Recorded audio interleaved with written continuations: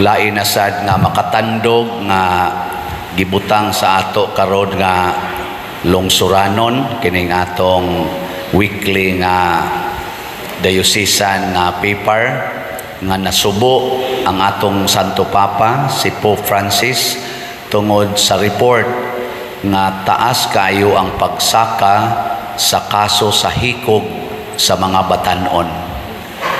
Dugay na kong gasigig sultian nga nisaka gyud maayo ang cases sa suicide sa mga batanon. Gani kung magpakumpisal mi og mga eskwelahan bisan sa level sa grade 6 nga mangumpisal na agi pipila mo ingon, Father, naka-attempt ko og kuha sa akong kinabuhi to end my life. Labi na gyud diri high school, labi na gyud ini college. Nag-contest ni sila. Ang lain sad nga isulti bisag elementary, masyako, Father, I committed premarital sex. Mas daghan aris high school, mas daghan na gyud inig-abot nag-college.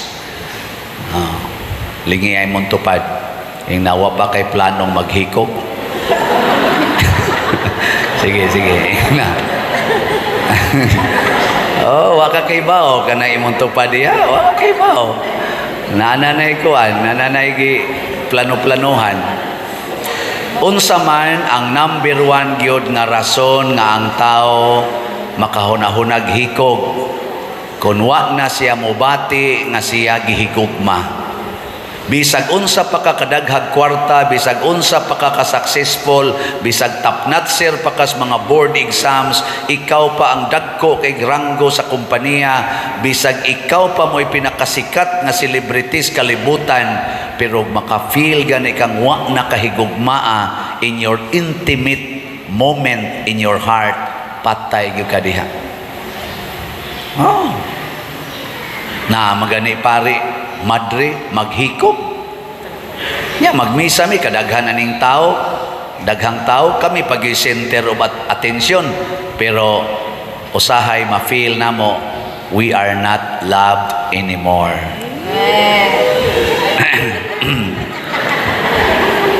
Kana bang ang mga tao ba manglakaw yabo ending yung ka nga ikaw ra yung usa nya do na kay gusto nga himuon bawal.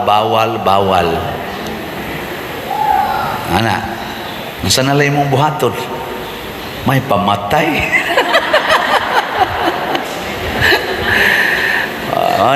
Yang ano man nga daghan mang mga tao nga maka-feel nga wa sila higugmaa. Ang unang culprits anang maong kahimtang maogyod ang pamilya. Family. Kay kun ang usa ka tawo dili gani makaangkon nga ako ning pamilya that I belong to this family, ma-feel gina niya ang vacuum of relationship. Mura siyag naay gipangita nga di niya makita. Kay ngano man broken family. Produkto sa broken family. Mao na ang simbahan moingon gid why divorce? Bahala nag mga pangos o mga ungas o mga musmos wa gyoy divorce. Ngano man luoy kaayo ang inyong mga anak nga inyong gibuhat nga iniglingi nila bakante na, wa nay papa, wa nay mama. Magguba sa nang ilang kinabuhi. Ikaduhang culprit kanang mga maghimo anang premarital sex.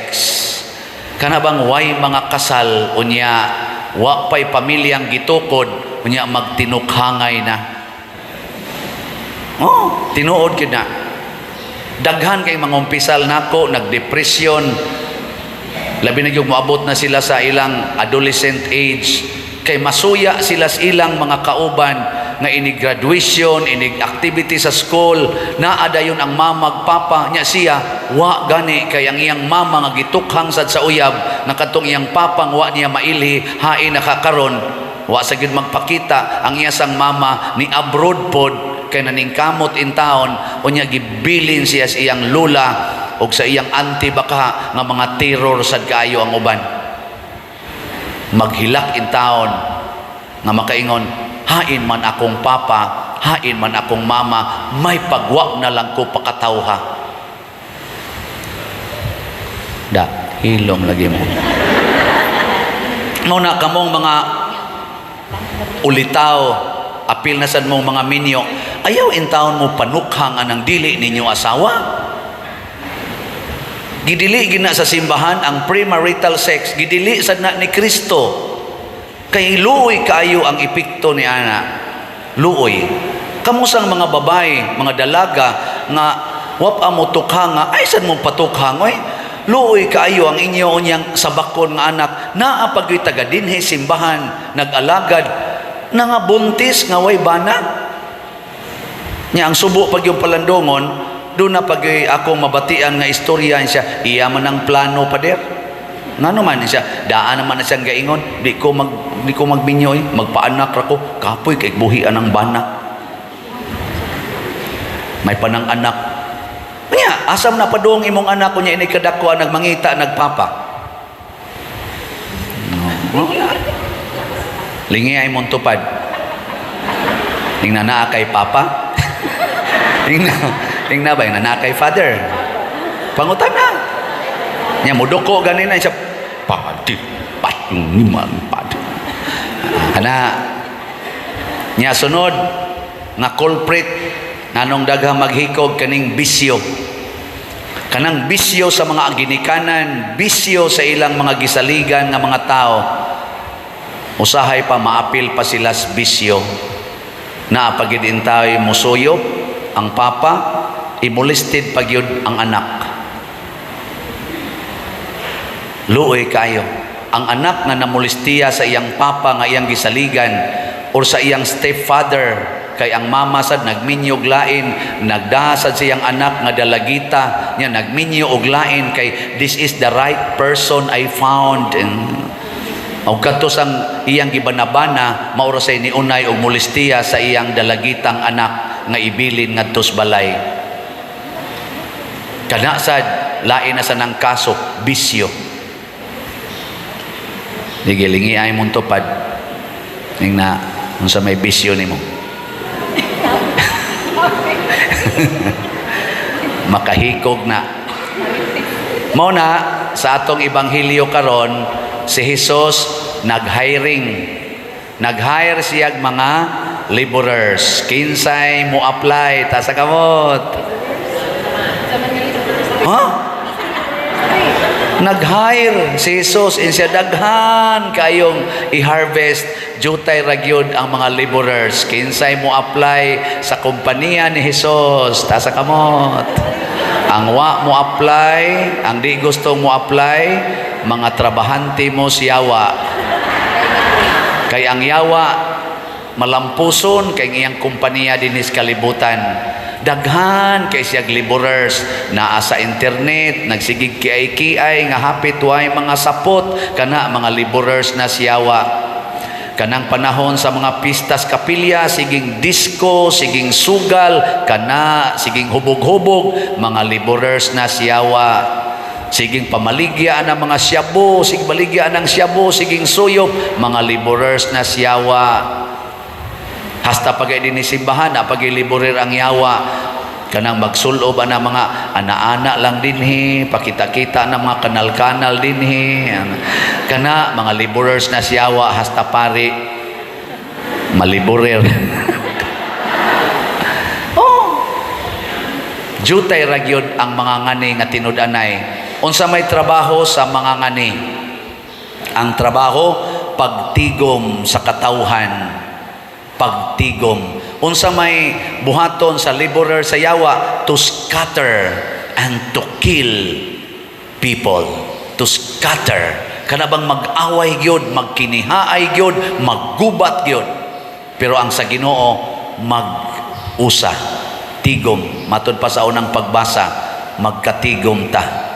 Nya matod pa sa atong tubag sa Salmo, unsa to? Kita ang iyang lungsod, ang karnero sa iyang Kita ang iyang lungsod, ang iyang nalungsod ang karnero sa iyang panon. Tigom, magpanon ta, tigom. Ana, munay atong ilhanan nga ikaw under kas Ginoo. Nakaron kay nag-hire man ang Ginoo, unsa may mga qualifications. May sanang na qualifications. Ang usara gyud qualifications Ginoo, kinsa tong kamaong mohigugma. Kinsa tong kamaong mohigugma pwede nang i-hire. Kinsa ninyo dinhi ang kamaong mohigugma? Ta sa kamot. Ha? Di mo kamaong uban? Na, sargod taon mo, di mo kamaong mohigugma? Kitang tanan kamao. Sige. Hibaw ko katungo mo isa, dili na gustong mohigugma. So, mao na nay sunod nga requirement. Kamao nya gustong mohigugma. Kaya naman say kamao, pero dili gustong mo practice. Kanang kamao, unya gustong mohigugma. Sige, lingiyay mong tupad. Ing na mga playta. Mga playtas Ginoo.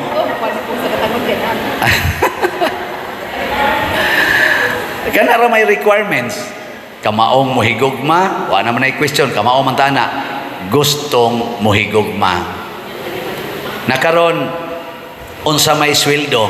Kita mga apply ta, moingon marita, pila may sweldo dia? Unsa may reward?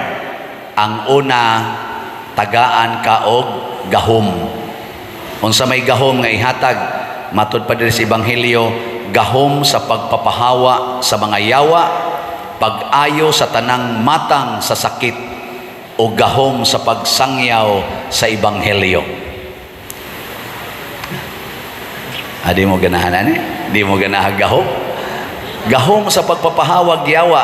Nya dili gani ka mo apil ni Kristo, automatic giyawaan na ka. Kay wa man kay gahom, di ang yawa mo so dayon nimo. Pero mo apil kang Kristo, abisan ganing mo apil ni Kristo, napagiusan na yawaan si Judas Iscariote. Niya may niapil 12 ka buok, na yawaan pag yung usa. Kay kana manggong yawa mga igsoon, maningkamot gyud na siya sod bisan pag unsaon natong ali. Samot nagyugwa tay gahom kay wa ta mo sunod ni Kristo. So mo nay sweldo gahom. Ana, unsa pag lain nga paagi nga para mahimutang or ihatag sa Ginoo nato, in addition sa gahom, tagaan ta niya og permanenteng kalinaw, permanenteng kalipay, o permanente nga katagbawan, lasting peace, lasting happiness, and permanent satisfaction. Nganong wa man mo makonvince? O, kinsay mo apply? Tasa kamot. Ng-apply na. Galista ang Espiritu Santo. Ang Espiritu Santo ron gatanaw, galista. Sige, galista na. Ang Espiritu Santo nagtanaw ron. Wag pag yung mga apply. Sige. Doon na pag yung katapusang reward. Basta mo apply ka, o niya, mahard na kas Ginoo, automatic na ka nga, dunay puyanan, house and lot sa village sa Ginoo dito sa langit. First class village. Nga wa na giditoy buangon, wa na'y kasakit, wa na'y kamatayon, wa na say bayronon ni adtong maong village. Libre tanan, pero first class ang imong matagamtam. First class nga pagkaon, first class nga ilimnon, first class nga puyanan, og mga first class nga mga silingan. Kinsay mo apply? Daghana na aning qualifications Ang unang buhaton, mupalit mog slot. Nga naman, love man kaha. So ang unang buhaton, mobayad kag entrance fee, palit og slot, di bitaw. kining atong slots dinhi, kining atong mga projects, mga activities sa simbahan, these are opportunities aron maani nato, matigom nato ang katawhan sa Dios. Mabitag atukod tag kumbinto nga naay social hall, naa say dako-dako nga space aron anha nato tigumon og atong pandayon ang mga katawhan nga gustong mahimong kauban sa panon sa Ginoo. Nganong mopalit man ta nang yuta dihang dako-dako, anha nato tigumon ang mga katawhan sa Dios aron anha ta magpadayagay sa atong mga paghigugmaay ug pagpalambo sa atong kinabuhi. Sayang kayog magbuwag-buwag lang ta anha sa cellphone, tag sa tag cellphone, tag sa tag computer, tag sa tag higdaanan, tag sa tag balay, nya way tinagdanay nangasakop na tasyawa ni ana. Magtigom ta dinhi ana. Muna salamat sa namalit og slots. Ang ato rong SBF DAG nahalina na ta as of yesterday og 25,757 slots na. Pakpak. Ya kay naaman ko'y kasaulugan ika-20 karong 22 June 22 ika-19th year naman ako sa pagkapari. Kung nalipay mo sa akong pagkapari, isip laborers Ginoo, hala palit mo usa lang kaslat labing minos. Anong mura mamog nasubo? Ya, kamong mga gibless sa Ginoo, financially blessed mo, palit mo o appeal mo aning atong 19 slot challenge. Unsa man ang 19 slot challenge? Kutob karong 22, palit mo og 19 ka slots sa SBF DAG. Mo worth ni og mga 9,500 pesos or 10,000 pesos. As of yesterday, doon na 48 ka 19 slots challenge ang akong nadawat. Yes! Salamat!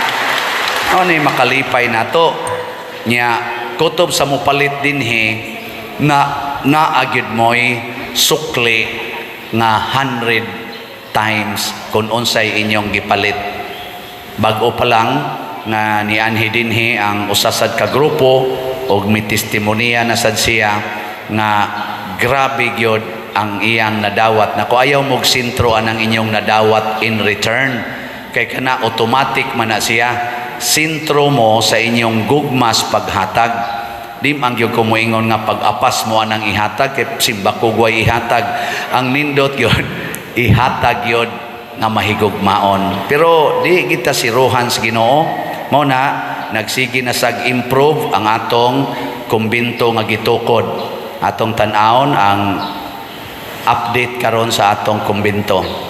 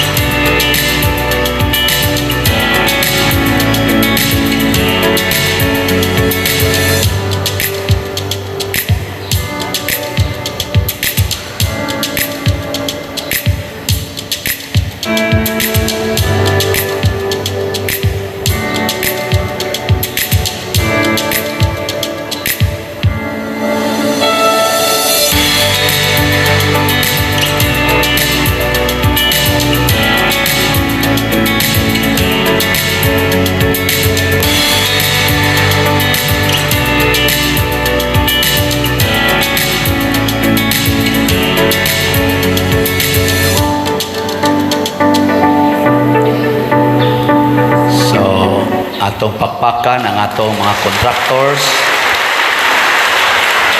Murag ready na para buhos ang atong third floor. Ato lang iampo nga ugma hangtod sa sunod nga mga adlaw. Maayo lang unta ang panahon, dili lang mag-uwan kay mao man na gyoy requirements nato magbuhos nga wala gid untay uwan. Ampo mo ha, luhod-luhurin ninyo.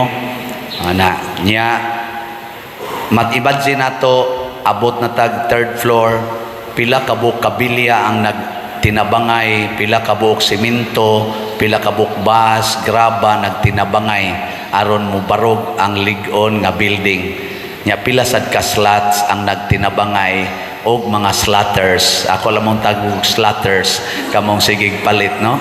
Kay naman ay terminong slatters kay doon naman ni bisita na to diri pader mga slatters admin ako nindot sa nang akwanda naman to'y paborito na ko mga group of singers, the Flatters, nasa day the Slatters, no? So pila ka book slatters ang nagtinabangay aron makabayad puta sa required financial obligations. So nindot yun kaayo ang mga laborers sa Ginoo makamugna og nindot nga mga proyekto dili makaguba. Pero ang mga laborers sa yawa dili lang mo scatter sa mga tao, muguba pagyud sa hinimo nga mga nindot nga infrastructure sa tao, sama na aron nga bungkag nga mga edifices o structures dito sa infrastructure sa Russia o sa Ukraine nga gubat. Grabe kaayo, makagusbat gining instrumento siyawa. So requirements sa laborers Ginoo, kamaong mohigugma, gustong mohigugma. Ya, mosunod tas Ginoo, daghan kay tag premyo, gahom, kalinaw, kalipay, katagbawan o kabalaan sa kinabuhi. Manindog na ta mga laborer sa Ginoo.